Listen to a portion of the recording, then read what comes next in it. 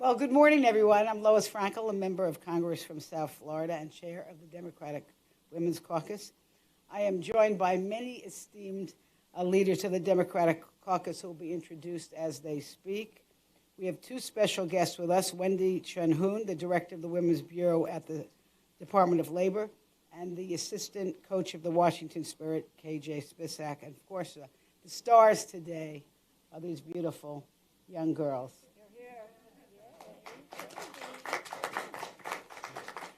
So listen, today we're going to talk about something that, quite frankly, we are so tired of talking about year after year, and that is Equal Pay Day, and that the day that occurs this year on March 14th and represents the approximate day that women's earnings catch up to men's earnings from the previous year. In other words, this year, women had to work an additional 64 days just to earn what a man earned last year, and actually it's much worse for women of color because women are often steered into segregated jobs. They're paid less than their male counterparts for doing the same thing, and as caregivers face penalties as they go through life.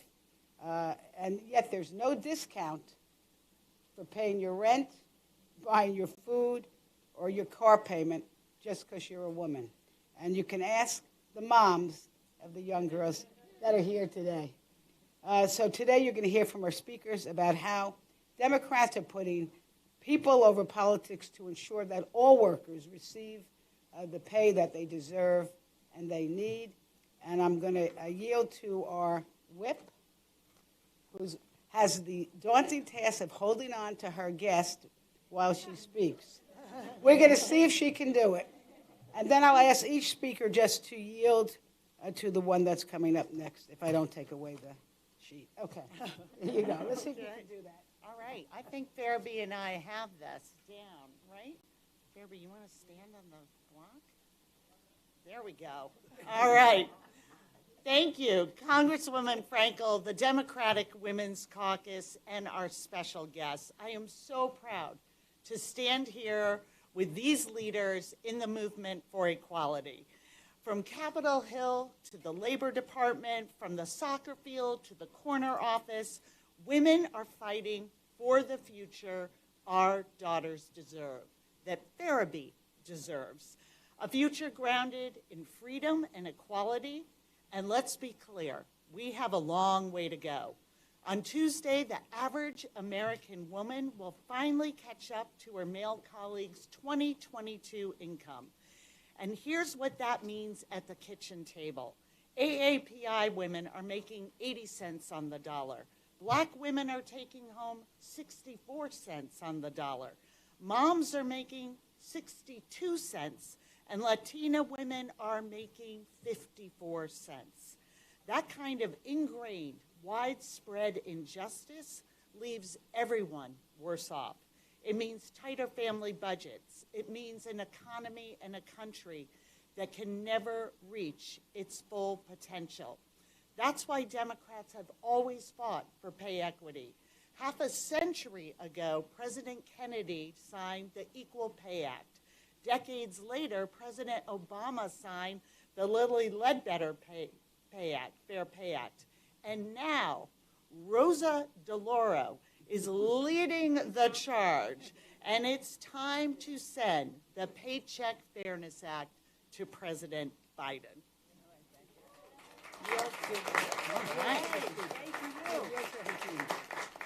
And now we are going to yield to our leader. We are so proud to have him in this fight for equality with us, Hakeem Jeffries.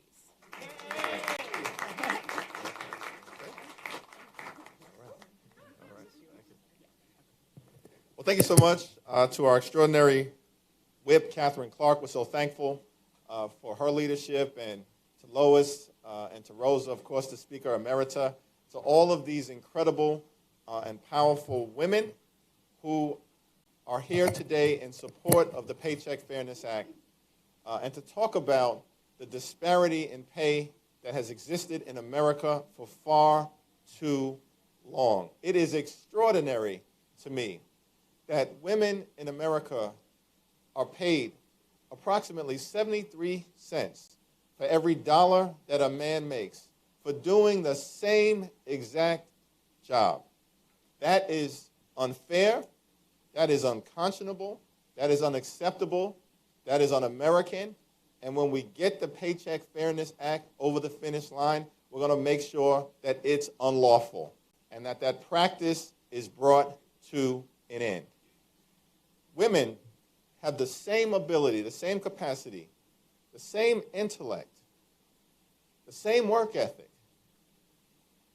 can produce at the same level, if not higher, than the men, but are paid much less. That is not anything that should happen here in America. And so we, as Democrats, are committed to continuing to put people over politics, to ensure that some of the young girls that you see here with us today, who are, of course, stealing the show, as they should, because as Speaker Emerita often says, we do this for the children, and today for our young girls, and for those who are out there in the workforce. And so we are once again going to make the Paycheck Fairness Act one of our top priorities as House Democrats, one of our top 10 bills that we will continue to work hard to push over the finish line, and we will draw the contrast with the other side of the aisle that claims to believe in opportunity. And if you claim to believe in opportunity, that means opportunity for every single person in America, regardless of gender, which is why we're going to stand behind the women and the girls in this great country. Lastly, let me now introduce someone who has done more than anyone else in America in the 21st century to show that women can do the job better than the men who have previously held it. Nancy D'Alessandro Pelosi, our Speaker Emerita. Thank you, Mr. Leader. We have many voices to hear from. I will be brief. Just to place this in time. Our little girls, this is Elizabeth, Farady, and Eleanor. It is about them. A while back, I had the privilege of being at Harvard, or at Radcliffe, really, where we celebrated President Kennedy's pronouncement about equal pay. At 60 years, as was indicated by our whip, that 60 years since that bill was signed by President Kennedy. Okay. I think in the future, people will look back and say, what are you telling me? There was a time when women didn't have the right to vote. There was a time when women's work was not respected. This is awful. It'll be shameful, but we have to do something about it now. Now, Rosa DeLauro has been the godmother of so many things: child tax credit, child care, equal pay for equal work, family, medical, you name it. Really, the budget that the president put forth yesterday, and aren't we proud of our president for putting forth a budget for families? But I'll just close with this, because Lois said to be very brief. I'll just close with this. It is great that our leadership is here making that commitment, and we're proud of them and proud of that commitment. But when President Obama became president, finally we had a president who would sign some of our priorities. The first bill he signed was Lilly Ledbetter. That we celebrated as a victory, but it did not address equal pay for equal work. It just enabled women to know how they were being discriminated against. A big, giant step forward. Rosa introduced equal pay for equal work. We passed it in the House. How many times have you heard us say, we passed it in the House on so many things, the Senate didn't even take it up.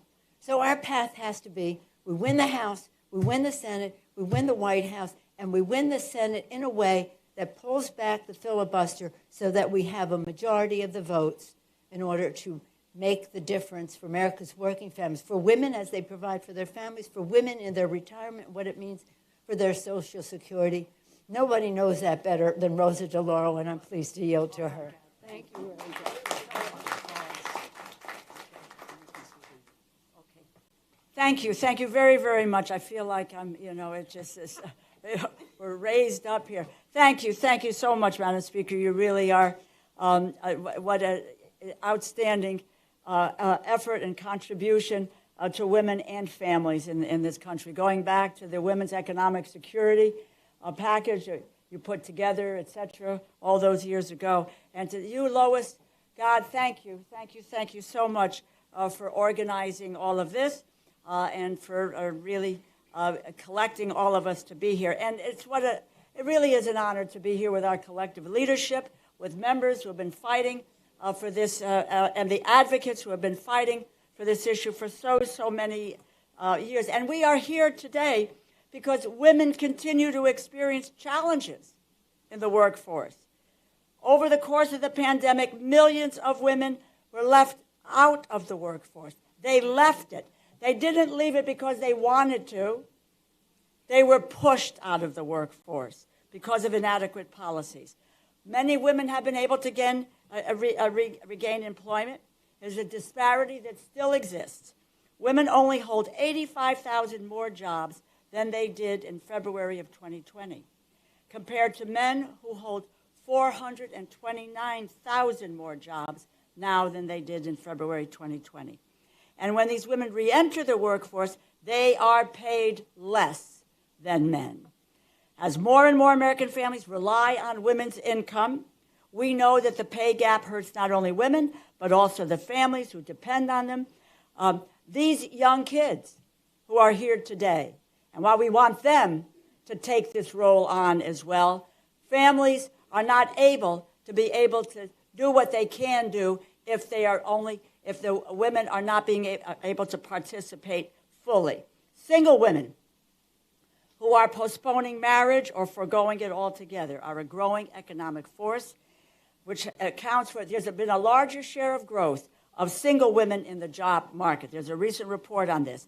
I want to say a thank you to Wendy Chunhoon, the 20th Director of the Women's Bureau at the Department of Labor.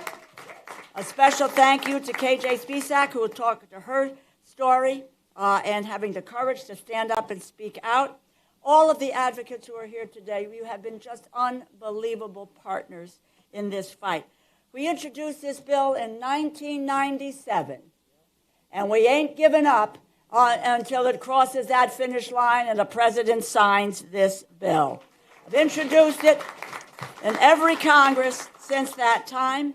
We have pushed and we have battled to strengthen the Equal Pay Act, make it illegal for employers to pay unequal wages to men and women who perform substantially equal work. Let me just tell you, I'm going to ask my colleagues here, male and female, imagine in this institution if the women were paid less than the men in this institution.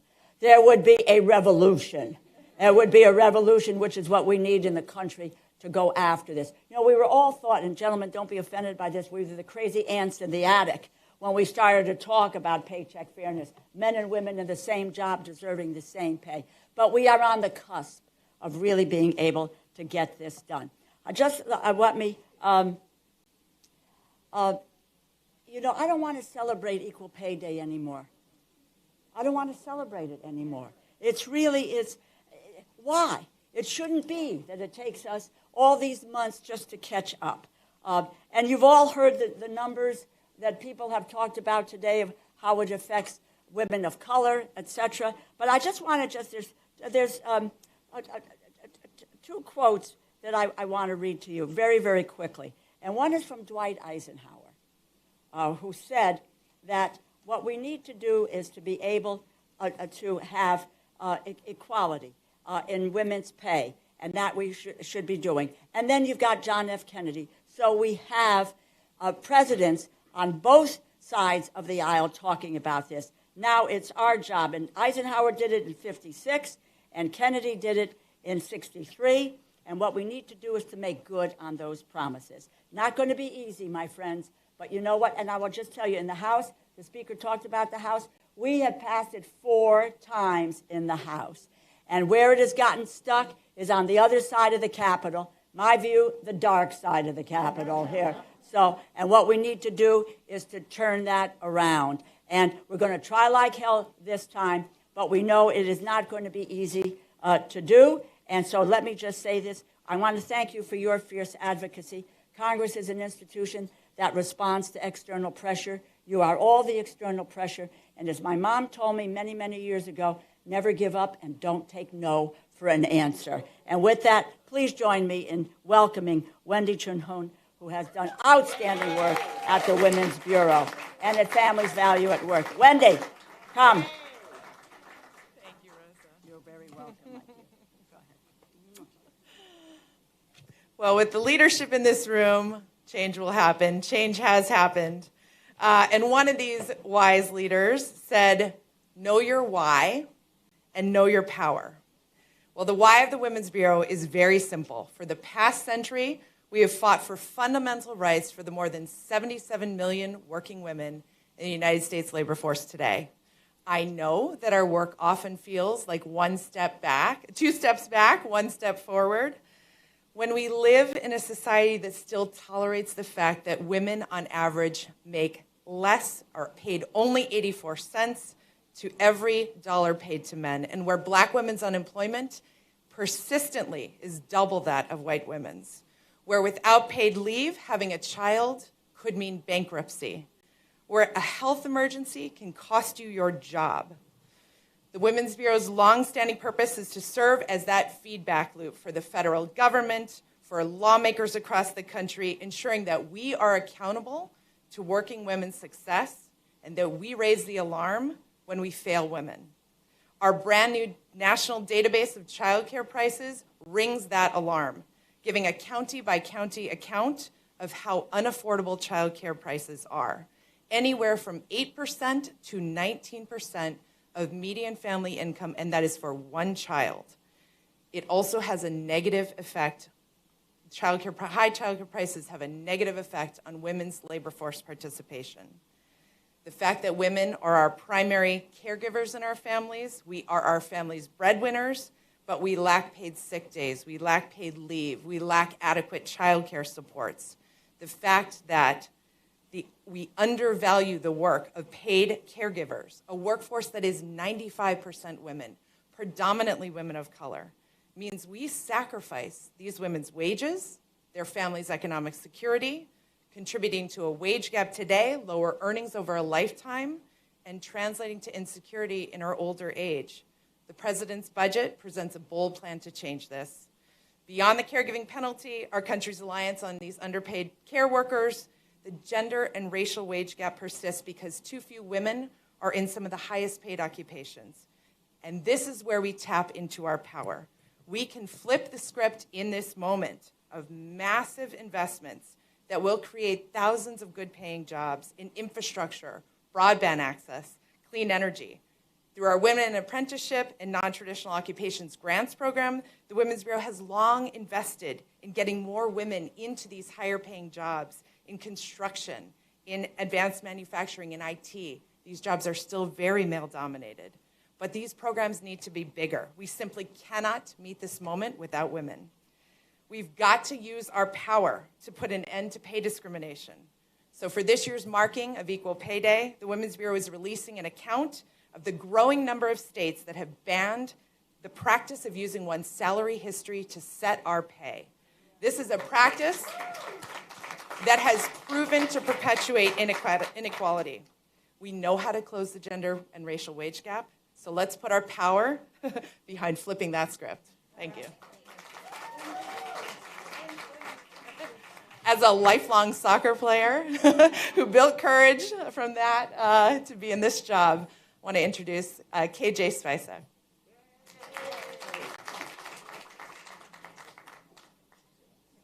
I don't know if I should stand on the box or not. Thank you. Good morning. It's such an incredible honor to be here. I want to thank everybody in the room and their leadership on the work that is so meaningful. And what a thrill to be here with Speaker Pelosi. You're an inspiration.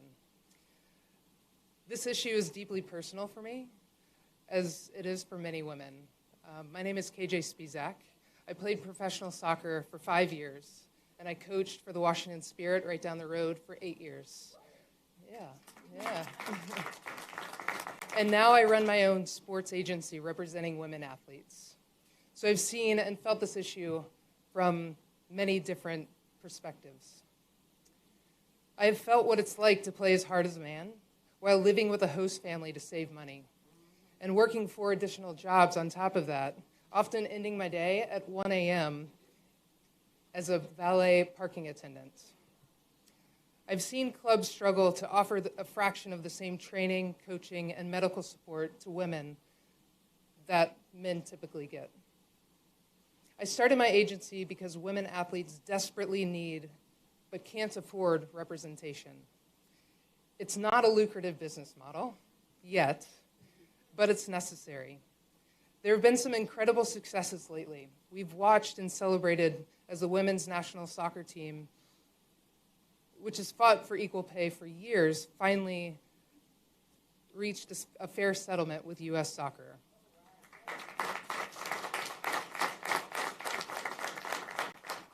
We've also saw the Bipartisan Equal Pay for Team USA Act, which means athletes representing the USA get the same wages for the same work. These are huge victories with global impact. Currently, the Canadian women's soccer team are following suit and now asking for equal pay from their federation and their country. So there's reason for hope. But the reality is that these agreements help the top sliver of the top athletes. And there is another risk. Right now, we have the best women athletes in the world, hands down.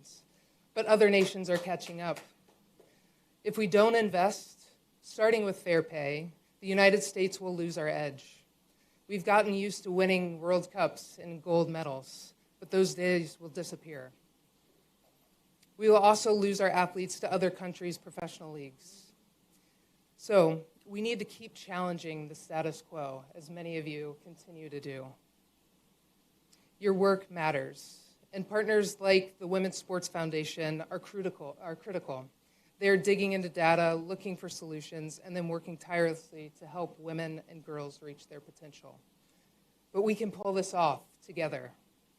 Equal pay is what's fair for women athletes and for everyone. So thank you for your support and giving me this opportunity to speak today. Thank you. And I'm going to pass it off to Kathy Manning.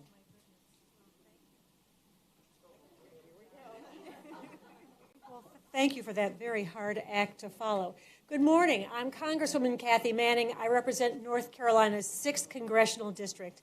I'm proud to serve as the Democratic Women's Caucus Policy and Administration Co-Chair, where it is my pleasure to work alongside my friend Representative Lois Frankel and Representative Ayanna Pressley and many incredible women members of Congress. It's 2023. Nearly 6 days after the Equal Pay Act passed, 6 decades later, we are still fighting for equal pay. The notion of equal pay is simple. Men and women working the same job deserve the same pay. But over the past 20 years, the pay gap has barely budged. And as my colleagues have noted, women continue to make roughly 80 cents for every dollar a man earns, the same as we did in 2002. And as we know, the gap is even wider if you are a woman of color, contributing economic inequality for minority communities. And I want to note one other thing. It's not just about equal pay for the same job. Think about who fills the jobs that are most important to us in our personal lives. Who takes care of our parents and our grandparents as they age? Who takes care of our family members when they are sick? Who takes care of our babies so that we can go to work? Who educates our children? They hold the future of this country in their hand. All of these jobs are filled primarily by women. And oftentimes they work long, hard hours, and yet they cannot support their families. Oftentimes they have to rely on public benefits. This is simply unacceptable. So as my friend Rosa Dolores said, I don't think we should be celebrating Equal Pay Day. I think we ought to be marking Equal Pay Day and looking forward to the time when we don't have to have equal pay day, because it's a given that women make equal pay. I want to note one other thing. Think about who it is that keeps voting against these bills. Who votes against the Paycheck Fairness Act? Those people have mothers, those people have daughters, those people had teachers, and those people someday may need to rely on nurses and caregivers. And I hope that that opens their eyes to why fair pay is so critically important in this country. Thank you very much. And I'm turning it on to Representative Gwen Moore.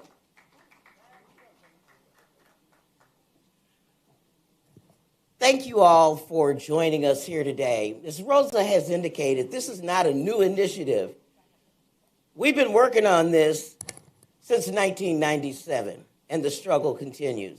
I just want to lift up, my colleagues have been brilliant here, and I'm glad you're here, Wendy, because I think that often people think that when we talk about equal pay, we're assuming that men are doing the hard work and they're doing the most delicate, intricate work, and therefore they earn more money while we're doing those soft jobs. Even when we do the same jobs, even when there's comparable worth in terms of what we do, we get paid less. And that is why that Rosa DeLauro's legislation is so important. We have heard a lot about caretaking here.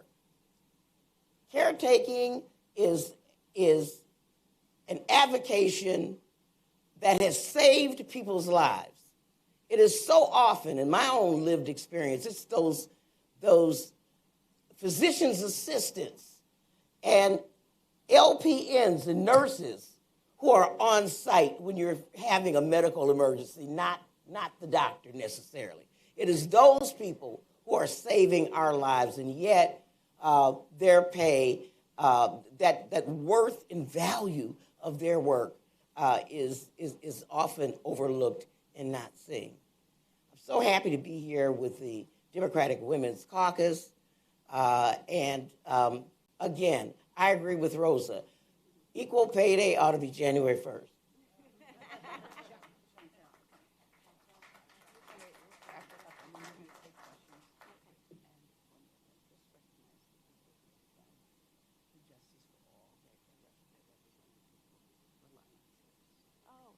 Excellent.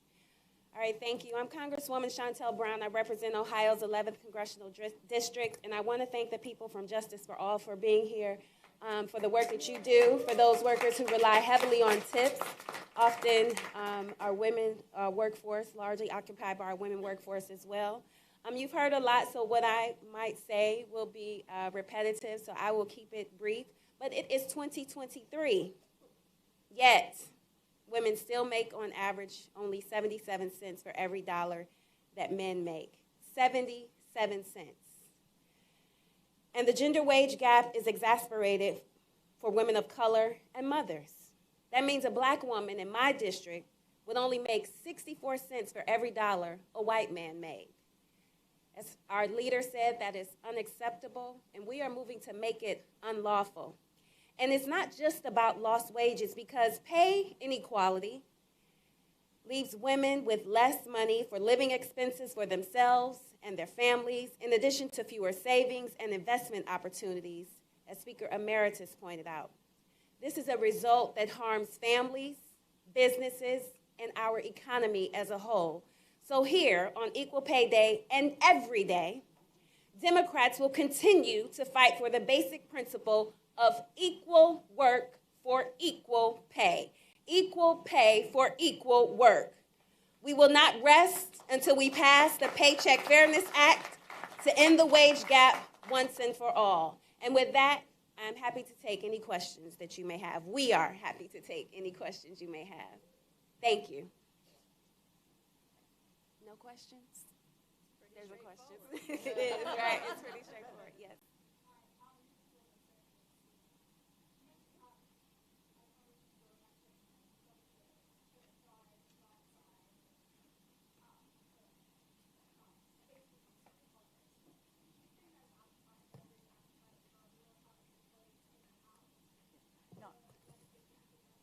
we don't have our head in the sand. We have a very tough time.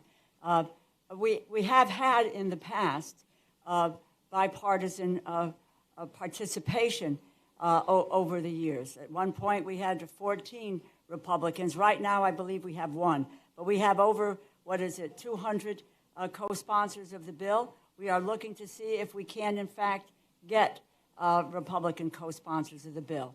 And that would make it possible to do something in the House. But I have no illusions as to how hard it would be in the House. In the past, it has been the place where we have really lost it was in the Senate, including the first go-round where we, because of the votes of two women senators whose names I won't do it. Thank you, Johanna. They shall be nameless. But for that, the Paycheck Fairness would be the law of the land today. So no illusions. We're going to fight as hard as we can. We'll try to pull as many Republicans as we can, but that's tough in the House. Because that's where the outside mobilization comes in. Because we can only do so much internally when we're dealing with our colleagues. But if the women in the districts of Republican representatives say, this is what we expect for our representative to do in Congress or to vote on or to support, that's something that we could never do from this side. So that's why all of the stakeholder groups are important, all of the women on the ground are important to reach out to their legislators to make sure that the people who they send to this body are accurately reflecting the values that they want to see. And I believe that there's always room for mobilization there. So it really doesn't only land. I've seen so many issues in the short time that I've been here that everybody thought was dead in the water. You don't have the votes. You don't have the support for this. And then there was a groundswell of people who said, this is the one thing we care about right now. And the tide shifted immediately. So I think that that's what needs to happen now. We need an assist. And for the record, that was Johanna Hayes. Johanna Hayes from Connecticut. And I think we want to just also emphasize that the Paycheck Fairness Act is a piece of the puzzle, but we need affordable child care, affordable home care, paid family leave. We need workforce policies that make it easy for women and people who are taking care of families to go to work every day. Any other questions? Yes?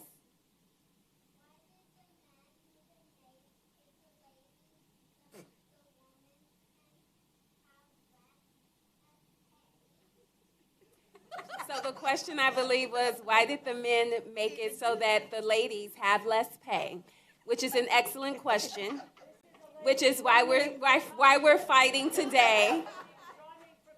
Once again, it's a good thing we're here. We have to help the men. Who can answer that question? Well, I will take a stab at it. When our government was first formed, we were not represented in the government spaces, especially the offices that we occupy.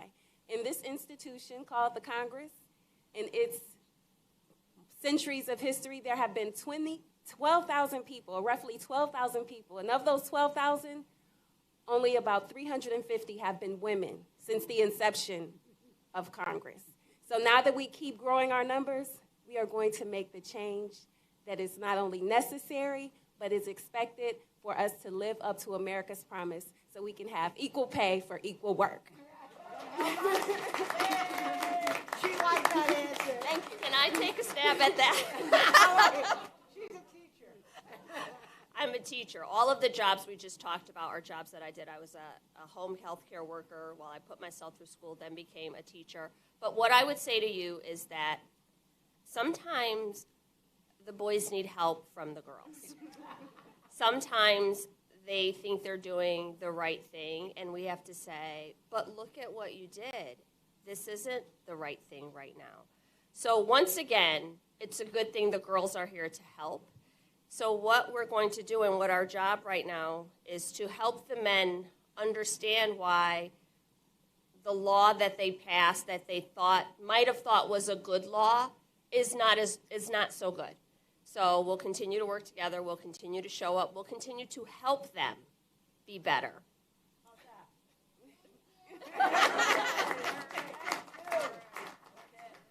All right, so we're going to wrap. If there are no more questions, thank you for coming out. We appreciate it. This is a presentation by the Democratic Women's Caucus. Thank you.